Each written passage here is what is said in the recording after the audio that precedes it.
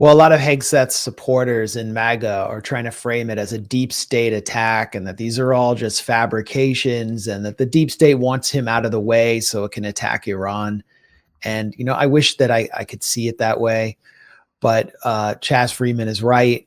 Pete Hegseth is in over his head. I mean, even I hate agreeing with neocons who say this about Pete Hegseth, but it's just so obviously true. He has no idea what he's doing. He's never run the world's largest. He's never run anything that would provide him with experience to run the world's largest bureaucracy. So Max Blumenthal was having a conversation with Judge Napolitano in regards to Pete Hegseth and some of the troubles that he's facing right now. Some of his people are being fired. And you see people on the right, like Matt Walsh, different people, they are blaming the deep state, they are blaming Israel, they are blaming the Zionist group. But Max is saying, no, that's not the issue. Pete Hegseth is not ready for this job. He was picked for whatever reason, but he's not capable to lead the military defense of America. This is one of the most important jobs in the whole world. And we are finding out that he is learning on the job, which should not be so. So he is explaining to Judge Napolitano the reason why he thinks that Pete Hegseth is facing all his troubles.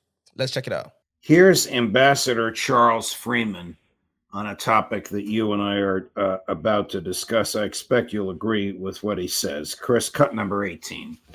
Well, I have to say he was more successful as a talking head with greasy hair than he is as Secretary of Defense. And the fact is that sharing this kind of information with your wife and others on a signal call, they have no need to know this information.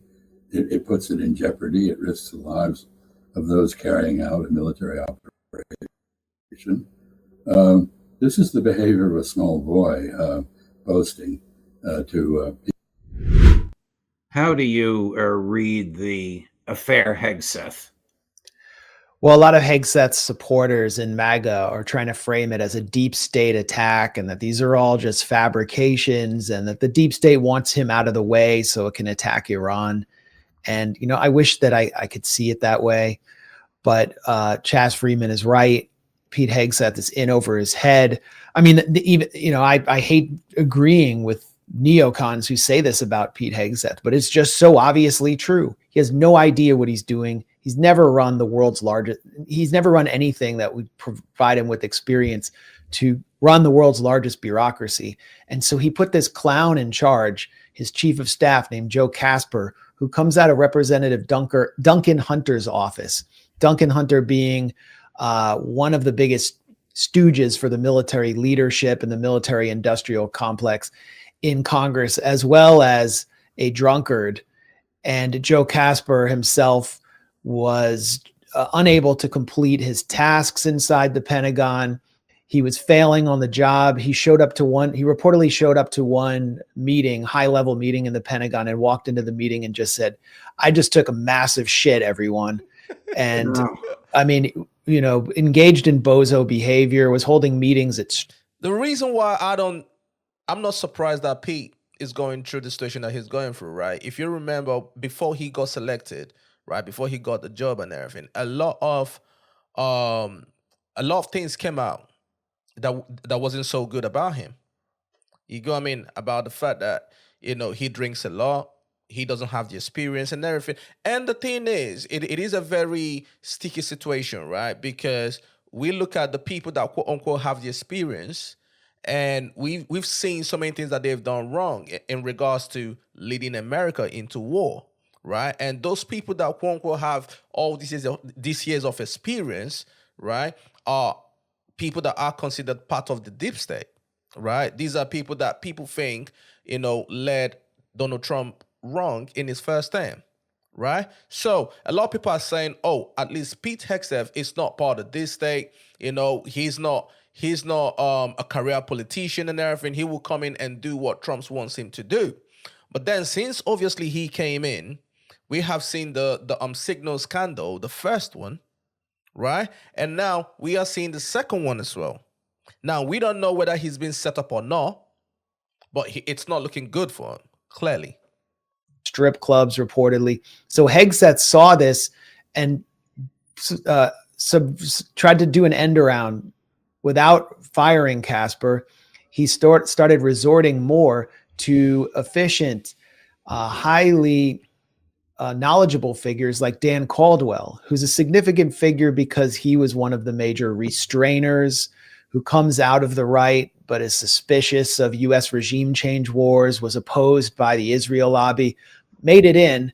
And Joe Casper, in his jealousy of Caldwell and like two other figures that Hegseth started relying on, went to the media, accused them of leaking and violating, leaking classified information, leaking that Elon Musk had visited the Pentagon. So they were frog marched out under Hegseth's orders. Hegseth had completely lost control. And then someone leaks that there's a second signal group with Hegseth, his wife, his lawyer, and his brother, and he's providing detailed flight plans. I mean, go and watch the interview. Go and watch the interview that Caldwell did with Tucker Carlson. Very insightful interview, right? He was breaking everything down in regards to the lies that we've been told in regards to the war with Iran, whether it be Afghanistan, Libya, all the stuff, right? And then also he was discussing in details, right, the suicide rate in the military because of some of these people that have gone to war, right? And they come back, they are messed up mentally. The government is not really looking after them, no therapy. And a lot of his friends, like he said, have committed suicide. Go check out that interview. It is on the Tucker Carlson YouTube channel. Amazing. I feel like if you're a Starbucks barista and you reveal the secret macchiato recipe, you're going to get fired. But Pete Hegseth is somehow still in his job, claiming everyone's against him. And the fact is, it does strengthen the hand of the neocons in the White House, like Mike Waltz at the National Security Council. It does strengthen Netanyahu to have restrainers like Dan Caldwell just frog marched out of the Pentagon and have this whole apparatus in chaos. I guess my question with Trump is, right, if you're having all this trouble in your cabinet, everyone doesn't get along. Clearly, you can see the people that are trying to drag you into war. Why don't you just fire everyone? I don't get it. Why don't you just fire them? Because clearly you're having a lot of issues and it's not looking good on you. You don't know who to trust. You don't know who's telling you the truth. You're just all over the place. And we have this war with Iran looming. Why don't you just fire everyone and bring in people? I don't understand the stronghold that Netanyahu or the state of Israel has over Trump. I just don't get it. But this is about incompetence, and who could have ever predicted this would happen under Hegseth? I was surprised to read the transcript of one of those. I don't know if I read the transcript of it or if somebody leaked it, where Hegseth was advising restraint. That's not the Hegseth I know. I was happily surprised to see that.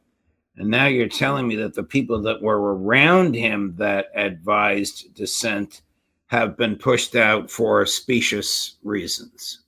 Yes. That was part of the news that came out, that Hegseth, Tulsi Gabbard, they advised against going to war with Israel. They advised for diplomacy. And Netanyahu and the Zionist group, AIPAC, Deep State, they don't like it. You know what I'm saying? They don't like it. But now they are taking advantage of Pete Hegseth's inexperience and running circles around him. And that's the reason why he's obviously feeling this heat that he's feeling right now. Yeah, Dan Caldwell just gave an 1.5-hour interview to Tucker Carlson, and you can see how well prepared he was for his job. He's a veteran. He'd worked with Hegseth at the nonprofit that Hegseth ran and then moved on to Defense Priorities, which is a pretty serious lobbying group on Capitol Hill that wants a more streamlined Pentagon bureaucracy, doesn't want $1 trillion Pentagon budget, doesn't want regime change wars, and was targeted by the main avenue of attack for the Israel lobby is this outlet called Jewish Insider. It's basically like an Israeli cutout. And they hammered Caldwell. They prevented Danny Davis, who I believe has been on your show, from getting a post in the Pentagon, where he really would have been a valuable fount of information. He's another veteran. It's surprising to me, like, if Trump is clearly the boss, he's the president, so he can clearly get people that he wants and people that he can trust. Why are all these good people getting pushed away and he's not doing anything about it? Surely he should know what is happening. Surely he should know that Netanyahu is trying to drag him to war. Surely he knows that. Because when he was running for campaign, I believe it was the first time or whatever, he said it. He said it that these people are trying to drag us into war. So he knows. So what is the problem? Why is he not putting his foot down and saying enough is enough? He's not going to come back anyways. He's too old to run again. So why don't you just do the right thing so that can be on your legacy? Who saw strongly on the restraint side. Strongly on the restraint side. So, but it's up to Hegseth to defend his personnel, his guys who have been loyal to him, who have knowledge. Dan Caldwell's knowledge on the Middle East, on Iran, is impressive, and he didn't. He allowed him to be fired, and now Hegseth is all alone, and Joe Casper is probably going to be fired as well, and then maybe Hegseth is next. And who's behind Hegseth, by the way? Yep. Oh, God only knows. Deputy Director of Defense Steve Feinberg, who is the CEO of Cerberus Capital, a private equity firm that has $60 billion in assets and has had major investments in DynCorp, I believe in Lockheed Martin, owns a port in the Philippines that arranges shipments of U.S. weapons to confront China. I mean, he's a walking conflict of interest for the military industrial complex.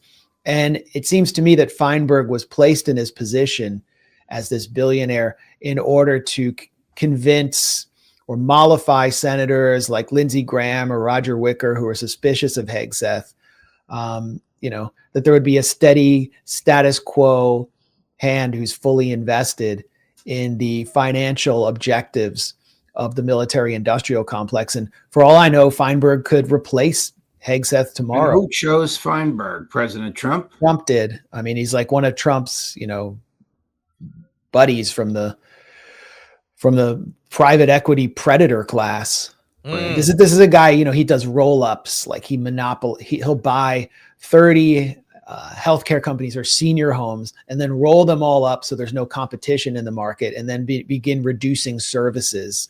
It's one of the sleaziest professions in human history, and he's has a substantial influence over the Pentagon.